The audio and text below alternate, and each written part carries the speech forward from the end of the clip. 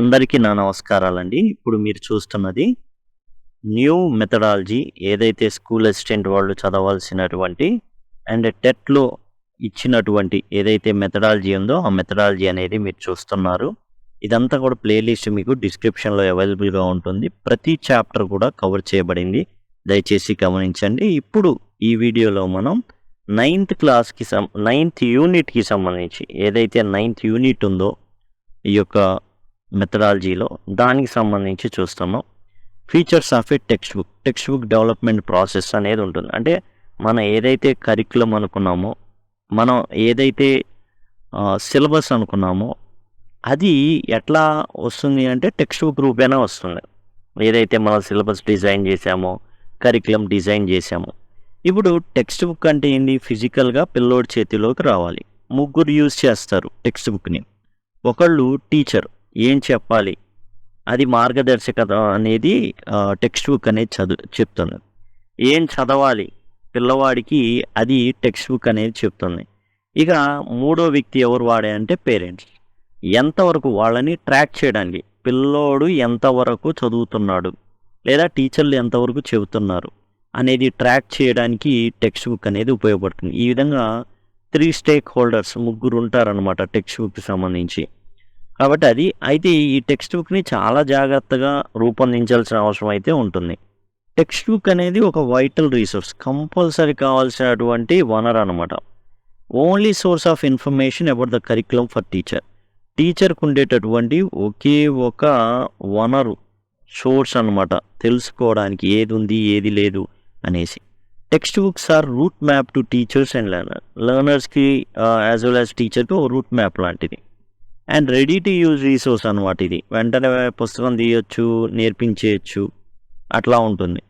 And concrete support to teacher in time of curriculum change.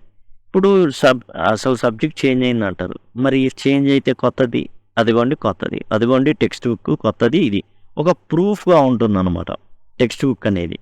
అట్లానే text books facilitate evaluation. అంటే ఇప్పుడు text book మారింది అనుకోండి, మారలేదంటే చూసుకో, కాకపోతే కొత్తది చూసుకో, పబ్లిష్ చేసిన సంవత్సరం చూసుకో, అదిగో చూడు టెక్స్ట్ బుక్ మారింది అనేసి చూపించడానికి అనమాట. ఒక కాంక్రీట్ సపోర్ట్ అంటే చూపించడానికి వీలుగా ఉంటుందన్నమాట. అదిగోండి మారింది, ఇంతకుముందు ఇది ఇప్పుడు అనేసి చెప్పడానికి. అలానే టెక్స్ట్ బుక్ ఫెసిలిటేట్ ఇవాల్యుయేషన్, మూల్యాంకనం చేయడానికి. ఇక్కడ ఇవాల్యుయేషన్ అని మనం మాట్లాడుతున్నామంటే నాట్ ఇవాల్యుయేటింగ్ స్టూడెంట్ ఇవాల్యుయేషన్ అనేది ఒకప్పుడు మనం చదువుకునేటప్పుడు ఏంటంటే స్టూడెంట్ ఇవాల్యుయేషన్ గురించి మాట్లాడుకునేవాళ్ళం. కానీ ఆ పద్ధతి పోయింది. ఇవాల్యుయేషన్ దేనికి అంటే కరికులం చేంజ్ కోసం. స్టూడెంట్ చక్కగా చదువుకోలేకపోతున్నాడంటే దానికి కారణం కరికులం సరిగా లేదని అర్థం, లేదా టీచర్ కొత్త విధానాలు రూపొందించట్లేదని అర్థం. అంతేగాని పిల్లోడు చదవట్లేదని కాదు. కాబట్టి ఈ విషయాన్ని జాగ్రత్తగా గమనించాలి. ఏంటంటే ఇవాల్యుయేషన్ అన్నప్పుడల్లా it is for curriculum evaluation, it is for teachers method evaluation, అవి అన్నమాట. ఇప్పుడు టెక్స్ట్ బుక్కి ఫీచర్స్ ఉంటాయి. కంటెంట్ అనేది ఎలా ఉండాలి అంటే ఎయిమ్స్ అండ్ ఆబ్జెక్టివ్స్ ఏవైతే చెప్పామో, ప్రజెంట్ డే నీడ్స్ ఏవైతే ఉన్నాయో వాటికి తగ్గట్టుగా కంటెంట్ అనేది ఉండాలి. What is content? మనం ప్రోజ్ కానీ, పోయిటరీ కానివ్వండి, సప్లిమెంటరీ రీడర్లో ఉండే టాపిక్స్ కానివ్వండి. Information and data provided should be verifiable and accurate. మన టెక్స్ట్ బుక్లో ఇచ్చేసాం అంటే ఏదో మార్క్స్ గ్రౌండ్ నుంచి తెచ్చి ఇచ్చేసామంటే కుదరదు. దాన్ని ఎప్పుడైనా సరే వెరిఫై చేయడానికి తగ్గట్టుగా ఉండాలి. అంటే ఏంటంటే దాన్ని నిరూపించడానికి, ఏదైతే ఇచ్చామో ఖచ్చితం అని నిరూపించుకోవడానికి సోర్సెస్ ఉండాలి. Concepts are to be pitch at level of learner. ఇప్పుడు ఫస్ట్ క్లాస్ చదివేవాడికి టెన్సెస్ గురించి చెప్పొచ్చు, 10th క్లాస్ చదివేవాడికి టెన్సెస్ గురించి చెప్పొచ్చు. అయితే రెండిట్లో ఏదైతే ఆ లెర్నర్ స్టేజ్ ఏదైతే లెవెల్ ఉంటుందో ఆ లెవెల్ని బట్టి వాళ్ళకి ఇంట్రడ్యూస్ చేయాల్సి ఉంటుంది. Illustrations must be interesting. And చిన్నపిల్లలకి వచ్చేసి ఇల్లస్ట్రేషన్స్, ఉదాహరణలు అవన్నీ కూడా చాలా జాగ్రత్తగా చక్కగా రూపొందించాలి. ఉదాహరణలు అవన్నీ appropriate consideration is to be given to students prior knowledge and learning experience.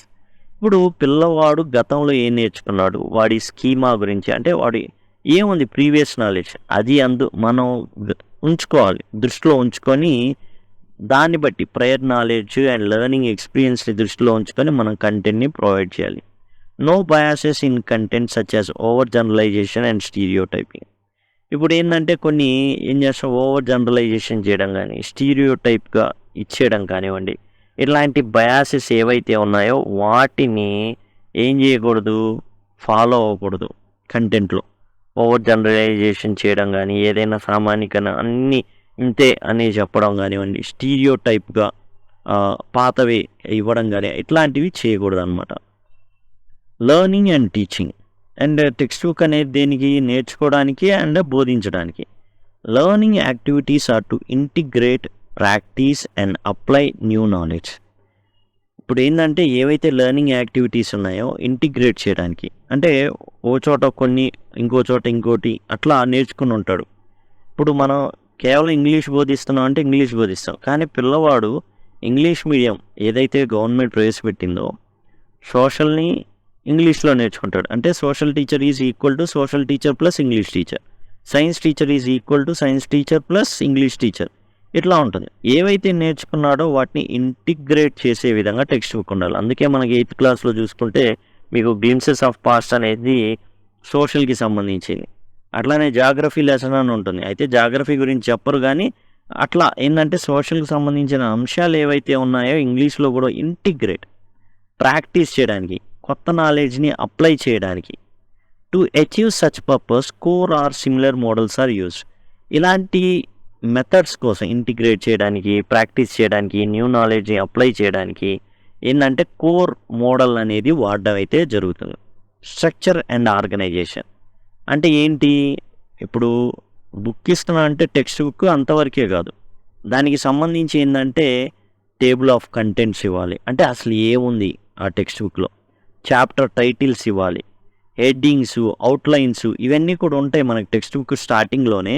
ఇంతకుముందు ఏంటంటే చాప్టర్ పేరు మాత్రమే ఇచ్చేవాళ్ళు, ఇప్పుడు అట్లా కాదు. చాప్టర్ ఇస్తున్నారు 1 అనేసి 1.1, 1.2, 1.3. మన మెథడాలజీ బుక్కే చూస్తే ఆ విధంగా ఉంటుంది.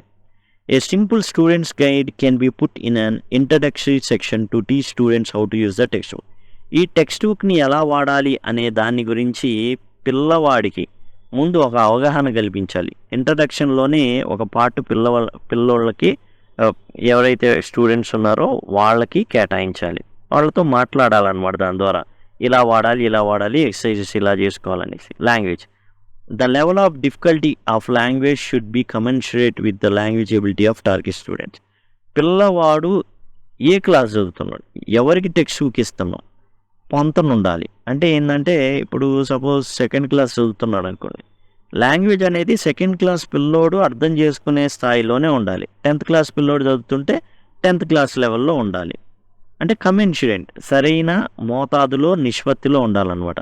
టెక్స్ట్ బుక్ లేఅవుట్ అంటే మనకు కనబడే తీరు ఏదైతే ఉందో అదంతా కూడా లేఅవుట్. అంటే ఇప్పుడు ఇది ఉంది, ఏం వస్తుంది అంటే ఫాంట్ టైప్ కానివ్వండి, అవన్నీ ఇప్పుడు మీకు ఇక్కడ కనబడుతుంది, బోల్డ్ కలర్లో ఉంది, ఈ ఫాంట్ ఉంది, చక్కగా కనబడుతుంది, అట్లా లేఅవుట్ అంటారు దీన్ని. మీకు ఏదైతే కనబడుతుందో దీన్ని లేఅవుట్ అంటారు. లాజికల్గా ఉండాలి, కన్సిస్టెంట్గా ఉండాలి. లాజికల్ అంటే ఏంటంటే పిల్లవాడి స్థాయికి, ఇప్పుడు 2వ తరగతి కుర్రోడు అక్షరాలు కొంచెం పెద్దవి ఉండాలి, చిన్నగా ఉన్నాయి అనుకోండి పిల్లోడు ఇష్టపడ్డు. అలానే ఆ బుక్ మొత్తం కూడా ఒకే రకమైనది ఇవ్వాలి, వేరే రకమైన ఫాంట్లు ఇవ్వకూడదు. The font time should be easy on the I. అది కంటికి తగినట్టుగా ఉండాలన్నమాట, నప్పినట్టు, అంటే చూడంగానే ఈజీగా ఉండాలి, కళ్ళకి డిస్టర్బ్ చేసి ఉండదు, కళ్ళు బార్లా తెచ్చి ఇదేంది అని చూసేలాగా ఉండకూడదు. To avoid confusion the font type and font size should be consistent through out the text book. Text book మొత్తం మీద ఒకే ఫాంట్ వాడాలి అండ్ ఒకే ఫాంట్ టైప్ వాడటమే కాకుండా సైజు కూడా సపోజ్ 20లో వాడితే 20నే, కానీ 22 అయితే 22నే ఉండాలన్నమాట. English language teaching text book check list. ఇప్పుడు జనరల్గా సరే ఒక టెక్స్ట్ బుక్ ఇచ్చారు, ఇప్పుడు ఒక చెక్ లిస్ట్ ఇస్తున్నాడు. దేనికి ఈ చెక్ లిస్ట్ అంటే ఇవాల్యుయేషన్ చేయడానికి. మనకు చెప్తున్నటువంటి ఈ మాటలన్నీ మనకి ఇచ్చినటువంటి టెక్స్ట్ బుక్ని మనం గనక మార్కులు ఇస్తే ఎలా ఉండాలి. జనరల్ యాటిట్యూడ్స్ అంటే టెక్స్ట్ బుక్ ఉండాల్సిన మెయిన్ మామూలు విషయాలు ఏంటంటే book in relation to syllabus and curriculum. It matches to specification of syllabus. ఏదైతే సిలబస్లో స్పెసిఫికేషన్స్ ఇచ్చారో దానికి తగ్గట్టుగా ఉండాలి. తర్వాత methodology. Activities can be exploited fully and can embrace the various methodology in English language teaching. అయితే మెథడాలజీ వచ్చేసి మనం రకరకాల మెథడ్స్ వాడుతుంటాం. డైరెక్ట్ మెథడ్ కావచ్చు, బైలింగ్వల్ కావచ్చు, గ్రామర్ ట్రాన్స్లేషన్ కావచ్చు. ఇలాంటివి రకరకాలు ఏవైతే ఉన్నాయో ఎక్లెక్టిక్ అప్రోచ్ అవ్వచ్చు, అవన్నీ కూడా డిస్కస్ చేయడం జరిగింది. వాటిని కమ్యూనికేటివ్ లాంగ్వేజ్ టీచింగ్ అవ్వచ్చు. వాటన్నిటిని కూడా ఏంటంటే ఈ పుస్తకంలో వాడుకోవడానికి రకరకాల ఎక్సర్సైజ్ యాక్టివిటీస్ ఇవ్వాలి.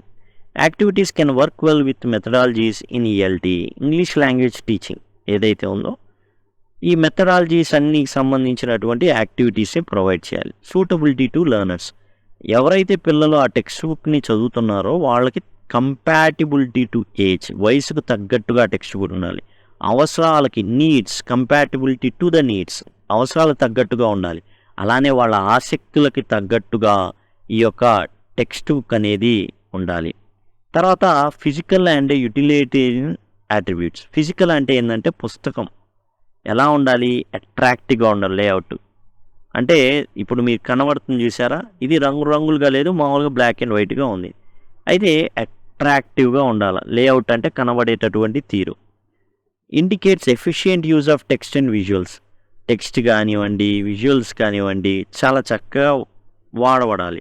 డ్యూరబుల్, ఎక్కువ కాలం ఆ టెక్స్ట్ మనగలగాలి. కాస్ట్ ఎఫెక్టివ్, తక్కువ ఖర్చులో ఉండాలి. జనరల్గా గవర్నమెంట్ అందించే అన్ని కూడా తక్కువ ఖర్చులో ఉంటాయి అండ్ ఎక్కువ కాలం అనేటట్టు ఉంటాయి. కానీ పిల్లలు ఏంటంటే చింపేస్తుంటారు, అది వేరే విషయం. కొంచెం గట్టిగా ఇవ్వాలన్నమాట. Efficient outlay of supplementary materials. ఆ తర్వాత కేవలం టెక్స్ట్ బుక్ అంశాలే కాదు, బయట అంశాలు కూడా ఇవ్వాలి, ఇంక్లూడ్ చేయాలి. అంటే ఏంటంటే దాంట్లో రిఫరెన్స్ మెటీరియల్స్ ఉండాలి, దాంట్లోనే వీడియోసు, క్యూఆర్ కోడ్స్ ఇవన్నీ కూడా పొందుపరచగలగాలి. అయ్యే జరిగింది. తర్వాత లెర్నింగ్ టీచింగ్ కంటెంట్ సంబంధించిన check list. Most of the task in book are interesting. Task చేయడానికి పిల్లోడు తహతహలాడాలి. సింపుల్ నుంచి కాంప్లెక్స్కి వెళ్ళాలి. అంటే ముందు చిన్నవి, తర్వాత కొంచెం స్థాయి పెంచుకుంటూ వెళ్ళాలి. అండ్ టాస్క్ ఆబ్జెక్టివ్స్ ఏవైతే ఉన్నాయో అవన్నీ కూడా అచీవ్ చేయడానికి వీలుగా ఉండాలి. అవన్నీ కూడా ఇప్పుడు suppose LSRW, grammar, vocabulary and creative expressions ఉన్నాయి. వాటికి సంబంధించిన టాస్క్లు ఉండాలి. పిల్లోడికి సింపుల్ నుంచి కాంప్లెక్స్ ఇవ్వాలి. Cultural sensitivities have been consider. అలానే కల్చరల్ సెన్సిటివిటీస్ని కూడా పట్టుకోవాలి. అంటే కల్చరల్ సెన్సిటివిటీస్ని ఏవైతే ఉన్నాయో సమాజంలో వాటిని బట్టి నడుచుకోవాలి. ఏంటి కల్చరల్ సెన్సిటివిటీస్? రీసెంట్గా కర్ణాటకలో ఒక బుక్లో ఒక ఆడామ కూరగాయలు కోస్తా ఉన్నటువంటి బొమ్మను ఉంచారు. దాంతో గొడవ చేశారు. అంటే ఆడవాళ్ళైనా వంట చేయాల్సింది అనేసి. అంటే మీరు ఈ బుక్ చదివే ఆడపిల్లల్ని కూడా వంటలు చేసుకుంటా కూర్చోమని ఫెమినిజం అలాంటివి ఏవైతే ఉన్నాయో వాళ్ళు గొడవ చేశారనమాట. అలాంటి సెన్సిటివిటీస్ ఏవైతే ఉన్నాయో అవి కొంచెం మనం కన్సిడర్ చేయాలి గొడవలు రాకుండా. Language in text book is natural and real. Language ఎట్లా ఉండాలి? భాష చాలా చక్కగా ఉండాలి. The situations created in dialogue sound natural and real. ఏదో రకరకాలుగా డిఫరెంట్గా కాకుండా నార్మల్గా జనరల్ లాంగ్వేజ్ ఏదైతే ఉంటుందో, జనరల్గా ఏదైతే జరుగుతాయో ఆ విధంగానే సంభాషణ అనేది ఇవ్వాలి. ఇక లిజనింగ్కి సంబంధించి టెక్స్ట్ బుక్లో ఎలా ఉండాలి? Book has appropriate listening task with well defined goals. మనకు గోల్స్ ఉన్నాయి, అకాడమిక్ స్టాండర్డ్స్ ఉన్నాయి, వాటిని అచీవ్ చేసేటట్టు ఉండాలి. దానికి సంబంధించిన టాస్క్ అయి ఉండాలి. Task are effectively graded according to complexity. Simple to complex ఇవ్వాలి ఏదైనా కానీ. ముందు చిన్నవి అర్థం చేసుకునేవి, తర్వాత కొంచెం కష్టమైనవి అట్లా. Task are authentic or close to real language situations. ఏవైతే టాస్క్స్ అయితే ఉన్నాయో అవన్నీ కూడా ఎట్లా ఉండాలి అంటే అథెంటిక్గా ఉండాలి. అంటే మంచిగా అండ్ ఏంటంటే వేరే ఎక్కడా లేనటువంటివి రియల్గా ఉండాలి. అంటే చేయగలిగే విధంగా ఉండాలి. తర్వాత స్పీకింగ్, ఇది కూడా అంతే. ప్రతిదీ కూడా ఇచ్చే ప్రతి యాక్టివిటీ ఎట్లా ఉండాలి అంటే ప్రాక్టికల్గా అప్రోచ్ అయ్యేటటువంటి, ప్రాక్టికల్గా చేయగలిగేటటువంటి అయి ఉండాలి. Balance between individual response, pair work and group work. ఈ స్పీకింగ్ యాక్టివిటీ ఎట్లా ఉండాలి? జనరల్గా మనం కమ్యూనికేటివ్ లాంగ్వేజ్ టీచింగ్ జరుపుతున్నాం. అందులో పేర్ వర్క్, గ్రూప్ వర్క్ ఇవన్నీ ఉంటాయి. అలా చేయగలిగేటట్టు ఉండాలి. అండ్ మీనింగ్ఫుల్ కమ్యూనికేషన్ అనేది డెవలప్ అవ్వాలి. అండ్ రీడింగ్ వచ్చేసి టెక్స్ట్ ఏదైతే గ్రేడెడ్ అవ్వాలి 1:40. అంటే పిల్లవాడు 40 పదాలు చదివి అందులో ఒక్క పదమే కొత్తది అవ్వాలి. అలానే 1:8 ప్రతి 8 సెంటెన్స్కి ఒకసారి పిల్లవాడు నేర్చుకున్నటువంటి ఏదైతే స్ట్రక్చర్ ఉందో అది రిపీట్ అవ్వాలి. టెక్స్ట్ అనేది చాలా ఇంట్రెస్టింగ్ ఉండాలి, కథలుగా ఉండాలి, అలా ఉండాలి. అండ్ ఏంటంటే రైటింగ్, పిల్లవాడు అచీవ్ చేయగలిగే గోల్స్ ఏవైతే ఉన్నాయో అలా ఉండాలి. టాస్క్ అనేది చాలా ఇంట్రెస్టింగ్గా ఉండాలి. ఇక వొకాబులరీ వచ్చేసరికి the load number of new words in each lesson is appropriate to the level. ఇప్పుడు కొత్త లెసన్లో టార్గెట్ పెట్టుకుని ఈ లెసన్ ద్వారా పిల్లోడికి ఒక 20 నేర్పించాలి అని ఉందనుకోండి, అది మన కరెక్టేనా పద్ధతి? అలా ఉండాలి. లెసన్కి ఒక దాంట్లో 40 ఇద్దాం, ఇంకో దాంట్లో 20 ఇద్దాం, అట్లా వద్దు. జనరల్గా యావరేజ్ ఏదైతే ఉందో అలా ఇవ్వాలి. ఒక లెసన్లో ఇతను ఏమి తెలియని ఇచ్చాడు అనుకోండి, అసలు వదిలేస్తారు. 1:40 అని 40 పదాలు పిల్లోడు కనుక చదివితే టెక్స్ట్ బుక్లో వరుసగా అందులో ఒక్క పదమే కొత్తదై ఉండాలి. ఆ విధంగా ఇవ్వాలి. దాన్ని అచీవ్ చేయడానికి మన కుడివైపున ఎడమ వైపున మీనింగ్స్ ఇవ్వడం, కింద ఒకటని రాసి ఇవ్వడం మీనింగ్స్, ఇలాంటి పద్ధతులు అనేవి ప్రయత్నించడం అయితే జరిగిందనమాట. దేర్ ఈస్ గుడ్ డిస్ట్రిబ్యూషన్, అంటే సింపుల్ టు కాంప్లెక్స్ అనేది జరగాలి. వొకాబులరీ లోడ్లో కూడా లోడ్ అనేది వొకాబులరీ లోడ్ కరెక్ట్గా ఉండాలి. అంటే ప్రతి పాఠం ద్వారా కూడా సపోజ్ 10 ఉన్నాయనుకోండి, 200 పదాలు, జనరల్గా 250 నుంచి 300 పదాలు నేర్పించాలి టార్గెట్. అప్పుడు 10 ఉంటే కనీసం 25 పదాలు కొత్తవి నేర్పించుకోగలరు. ఆ విధంగా ఉండాలి. అంతే తప్ప నేల విడిచి కత్తి సామ ఏదో చేసినట్టుగా ఆ విధంగా ఉండకూడదు అనమాట. Grammar, the spread of grammar is achievable. ప్రతి పాఠ్యాంశానికి కూడా గ్రామర్ అనేది స్ప్రెడ్, అంటే ఒకే చోట ఎక్కువ కేంద్రీకృతం కాకుండా, ఒకే లెసన్లో అన్నీ నేర్పించేసేయకుండా కొంచెం ఏంటంటే అన్నీ కూడా డిస్పర్స్ చేయాలి. అంటే ఇప్పుడు 10 టాపిక్స్ ఉన్నాయంటే ఒక్కో దాంట్లో ఒక్కో టాపిక్ని ప్రొవైడ్ చేయాలి, అట్లా ఉండాలి. Grammar is కాంటెక్చువలైజ్. గ్రామర్ అనేది సందర్భానుసారంగా ఉండాలి. Examples are interesting. ఇచ్చేటటువంటి ఎగ్జాంపుల్స్ ఎలా ఉండాలంటే చాలా ఆసక్తిదాయకంగా పిల్లవాడికి ఉండేటట్టు ఉండాలి. అప్పుడు పిల్లవాడు ఏం చేస్తాడు, నేర్చుకోవడానికి చాలా ఇంట్రెస్ట్ అనేది చూపించడం జరుగుతుంది. ఆ తర్వాత చూసినట్లయితే grammar is introduce explicitly and reworked incidentally throughout the book. అంటే గ్రామర్ని ఎట్లా ఇవ్వాలి, ఎక్స్ప్లిసిట్గానే. మీరు చూస్తే ప్రతి పాఠ్యాంశం తర్వాత అదిగోండి టెన్సెస్ అనేవి మనం నేర్చుకుందాం, అదిగోండి వాయిస్ అనేది చూడండి, డైరెక్ట్ ఇండైరెక్ట్ అనేది ఈ విధంగా ఎక్స్ప్లిసిట్గానే డైరెక్ట్గా చెప్పడం జరుగుతుంది. ఇంప్లిసిట్గా మాత్రం ఏమి ఇవ్వడం జరగదు. మామూలుగా ఏం చేస్తారు, డైరెక్ట్గా అదిగో ఇది అని ఇచ్చేస్తారు. ప్రొనౌన్సియేషన్ సంబంధించి ఇది స్పీకింగ్ ఏదైతే ఉందో దానికి సంబంధించి ఇందులో వచ్చింది. It is contextualize. సందర్భం మెయిన్ సందర్భానికి తగినట్టుగా ఉండాలి. అంతేగాని ఏదో తెచ్చి అతికిచ్చినట్టుగా ఉండకూడదు. లర్నర్ ఫ్రెండ్లీగా ఉండాలి. ఏదేదో చార్ట్స్ గందరగోళాలు ఇలా ఉండకూడదు. ఒక టెక్స్ట్ బుక్ అనేది ఎలా ఉండాలి అనేది మనం చూస్తున్నామండి. దాని ప్రకారం ఏంటంటే మనం చెప్పేటటువంటి ఈ క్రైటీరియా మొత్తం కూడా ఫాలో అవ్వాల్సి అయితే అవుతుంది. ఆ తర్వాత మీరు చూసినట్లయితే ఎక్సర్సైజెస్ సంబంధించి లెర్నర్ ఫ్రెండ్లీగా ఉండాలి, తగినంతగా ఉండాలి. అండ్ అండర్ అచీవర్స్, ఓవర్ అచీవర్స్కి ఇద్దరికి కూడా అది ఎట్లా ఉండాలంటే సాయం చేసేటట్టుగా ఉండాలి. అంతేగాని ఏదో అసలు వాళ్ళని ఏం చేయలేకపోతున్నానే అన్న దాంట్లోకి నెట్టకూడదు. అంటే నెగిటివ్గా వాళ్ళని ఎక్కువగా తీసేటట్టు ఉండకూడదు. Text books are born out of syllabuses and curriculum. Text books అనేవి ఎక్కడి నుంచి పడతాయండి, ఈ సిలబస్ కరికులం నుంచే పడతాయి. Text book is translation of teaching items అనే syllabus in the form of lessons. ఏవైతే మనం అనుకున్నామో, అకాడమిక్ స్టాండర్డ్స్ పెట్టుకున్నామో వాటిని ట్రాన్స్లేట్, అంటే వాటిని అచీవ్ చేయడానికే టెక్స్ట్ బుక్ అనేది ఉంది. ఇక బుక్ ఫిజికల్గా మనం చూసుకుంటే జాకెట్, అంటే పుస్తకం పై అట్ట, ఫస్ట్ పేజీ, ప్రిఫేస్ ముందు మాట, text in the picture, table of contents, map of the book అంటారు టేబుల్ ఆఫ్ కంటెంట్స్ని. మీరు ఏ టెక్స్ట్ బుక్ తీసినా టేబుల్ ఆఫ్ కంటెంట్ ఉంటుంది. అండ్ లెసన్స్ ఉంటాయి, లెసన్స్ వరుసగా. Exercises, words introduce in the book చివర్లో ఇస్తారనమాట. కీ టు ఎక్సర్సైజ్, ఇది కూడా టెక్స్ట్ బుక్ చివర్లో. బ్లర్బ్ అనేది చాలా చివర్లో ఉంటుంది. ఇదేంటంటే పుస్తకాలకి మెయిన్ కమర్షియల్గా ఏదైతే పుస్తకాలు ఉంటాయో టెక్స్ట్ బుక్స్కి ఉండదు. మామూలు పుస్తకాలు ఉంటాయి చూసారా, ఏవైతే మనం చదువుతాం, హ్యారీ పాటర్ ఉందనుకో వెనకాల, ఇది కమర్షియల్ యూసేజ్కి, అంటే ఆసక్తికరంగా మలచడానికి ఎవరైనా పుస్తకం తీసుకున్నవాడు కొనడానికి తీసుకున్నవాడు మొత్తం చదివాడు ఊరకలా తిప్పుతాడు, కానీ చివర ఏం చేస్తాడు చాలా ఆసక్తికరంగా ఇస్తాడు. దాన్ని బ్లర్బ్ అంటారు. Jacket should not be crowded with information. Secondly the jacket is protection to the book. అట్ట అనమాట ఫస్ట్ మనం చూసేటటువంటి అట్ట. అంటే ఒక బుక్ని పైన ఉంటుంది కదా, దాని మీద ఏముంటుంది, బుక్ ఏంటి ఇంగ్లీషా అది రాసి ఉంటుంది, కలర్ఫుల్గా ఉంటుంది. అలానే బుక్ని ప్రొటెక్ట్ చేయడానికి ఈ పేజీల కన్నా మందంగా ఉంటుంది పైన అట్ట. తర్వాత ఫస్ట్ పేజ్. ఈ పేజీలో మొదటి పేజీలో ఏంటంటే బుక్ పేరు, ఎవరు రాశారో, ఎడిటర్ ఎవరు, పబ్లిషర్ ఎవరు, అలానే దాని ద్వారా తెలుస్తాయని మొదటి అట్ట. దీని ద్వారా ఏంటంటే పబ్లిషర్ పేరు బట్టి, ఎడిటర్ పేరు బట్టి వాళ్ళు చూసి స్టాండర్డ్ బుక్కా కాదా అనేది టీచర్కి తెలిసిపోతుంది. తర్వాత ఇంట్రడక్షన్ ఆఫ్ ద ప్రిఫేస్ అంటే ముందు మాట అనమాట. A text book has 3 major users or stake holders. ముగ్గురికి అవసరం అండి టెక్స్ట్ బుక్ అనేది. వాళ్ళు టీచర్కి, తర్వాత లర్నర్ విద్యార్థికి, తర్వాత పేరెంట్స్కి.